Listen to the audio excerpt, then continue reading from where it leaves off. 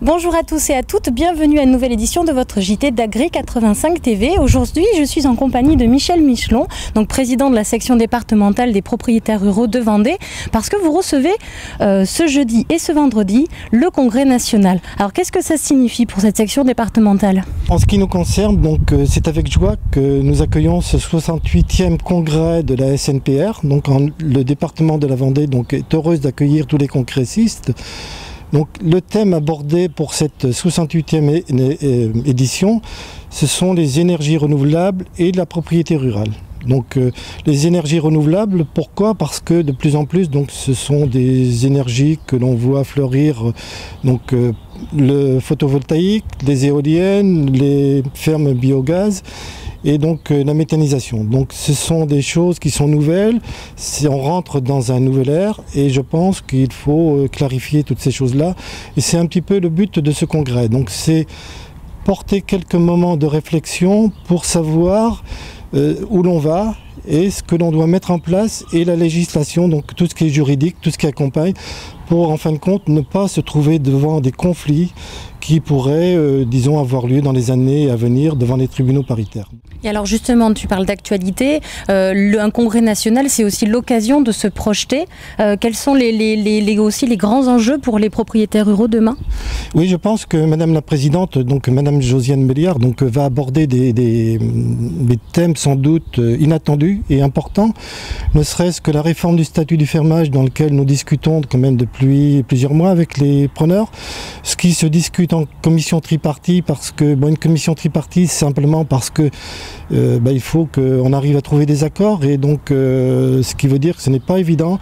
Le statut du fermage date de plus de 60 ans, donc il faut le renouveler, il faut l'adapter à une conjoncture, à des modes d'exploitation. Ce sont des choses nouvelles que nous entendons bien réfléchir ensemble, trouver des solutions communes et puis je pense qu'on va y arriver, mais cela va demander du temps et puis de l'énergie et je pense que Madame Méliard, lors de ce congrès, va sans doute, j'en suis sûr, faire des révélations par rapport à notre ligne de conduite. D'accord, très bien. Merci beaucoup Michel, bon congrès, bon JT à vous et à tout à l'heure. Vendredi dernier à Bourneau, 190 élèves d'école primaire ont visité 2 exploitations agricoles, une en lait et une en maraîchage, grâce à 15 jeunes agriculteurs de 3 cantons, l'Hermenot, Saint-Hermine et Fontenay-le-Comte. Le but de cette matinée, c'est de faire découvrir aux enfants ce qu'ils mangent tous les jours, qu'ils sachent comment c'est produit, qu'ils découvrent les métiers de l'agriculture et qu'ils fassent un petit peu attention aussi aux paysages qui les entourent, qu'ils apprennent à regarder autour d'eux. C'est important de leur faire découvrir notre métier, qu'il y a beaucoup d'interrogations. Comme chaque année, on voit que ça plaît énormément, on continue. Des enfants enthousiastes, curieux et posant 1000 questions sur les différents thèmes de la matinée. Le robot-traite, l'élevage de veaux, le dressage de chiens et les plantations de diverses cultures. Mais ce n'est pas tout. Cette année, nous inaugurons des nouveaux panneaux de communication qui ont été créés en partenariat avec l'AVEFA. Ils représentent les différentes cultures de blé, maïs et prairies, le cycle du lait et de la viande, de la production jusqu'à la consommation. Et nous allons également poser des questions aux enfants pour les faire réfléchir sur le métier d'agriculteur. Maintenant, ces jeunes élèves voient l'agriculture d'un œil nouveau. C'est la 9e fois que les jeunes agriculteurs organisent cette randonnée. Celle de l'année prochaine est déjà prévue, avec une surprise pour les 10 ans. Ce mercredi, la Chambre d'agriculture de Vendée, le Conseil départemental et l'Association des maires et communautés de Vendée organisaient la première rencontre du réseau local Vendée. Une étape supplémentaire à l'initiative Manger local, c'est pas banal, lancée l'an dernier et qui vise à introduire dans la restauration collective des produits locaux.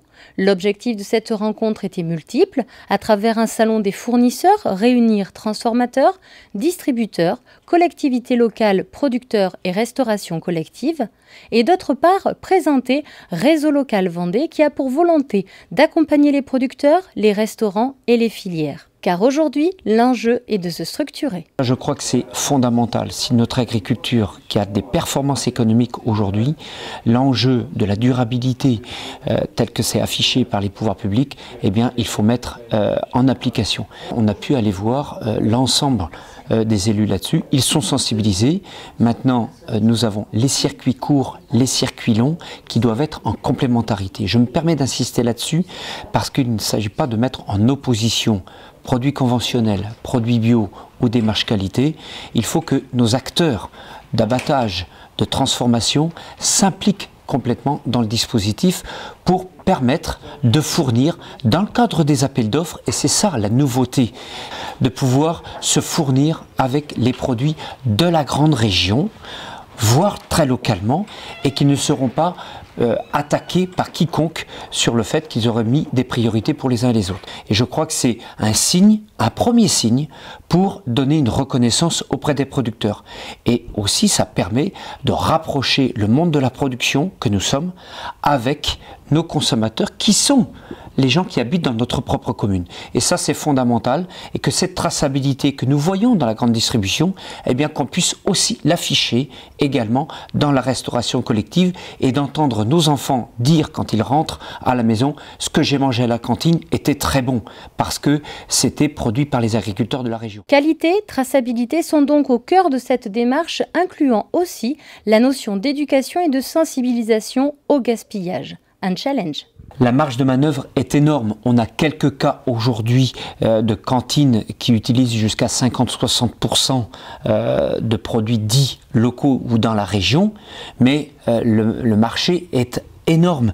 Et c'est comme cela que nous redonnerons une vraie confiance aux agriculteurs, qu'on donnera de la perspective à des jeunes de croire dans l'élevage et dans les productions spécialisées et dans les productions de fruits et légumes, notamment dans la région. Mais la Vendée est riche de tout cela, avec une population qui va augmenter, donc valorisons tout cela. 10 ateliers autour de l'agriculture connectée, le programme est donné pour la journée Innovation 2015 en Vendée. Hervé Pillot présente l'événement. Innovation 2015 en Vendée, une seule date, un seul lieu, le 5 juin à la Bredonnière de Cézay chez Luc et Philippe Duceppe qui nous reçoivent pour parler agriculture connectée. Toute l'agriculture vendéenne sera connectée, et il y a déjà pas mal, avec l'élevage connecté, les parcelles connectées pour des décideurs qui ne le sont pas moins. 10 ateliers, une journée intense pour pouvoir voir tout ce qui est possible et tout ce qui est déjà réalisé sur notre département en termes d'agriculture high-tech. Nous avons appelé cette journée la Smart Agritech, l'agriculture intelligente, c'est-à-dire les objets, non pas qu'elles ne soient pas haillées, mais que les objets intelligents au service de l'agriculture sur notre département. Nous vous attendons tous le 5 juin à la Bredonnière de Cézay pour Innovation 2015 en Vendée. Stéphane Le Foll, ministre de l'Agriculture, a décidé de reporter au 15 juin la date limite pour le dépôt des dossiers PAC 2015, initialement fixée au 9 juin. Les formulaires de remboursement TIPP-TIC seront disponibles la semaine prochaine. La demande de remboursement au moyen du formulaire CERFA pour les achats de carburant effectués en 2014 pourra être effectuée entre le 1er juin 2015 et le 31 décembre 2017.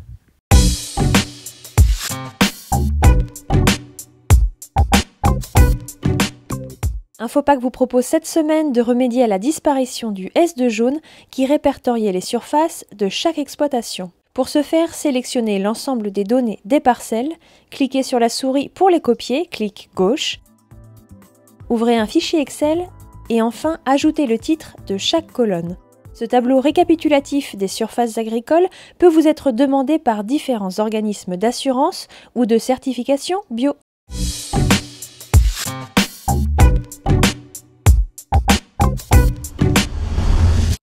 Voilà, votre JT d'Agri 85 TV touche à sa fin. Très bonne semaine à tous et à toutes, et à vendredi prochain.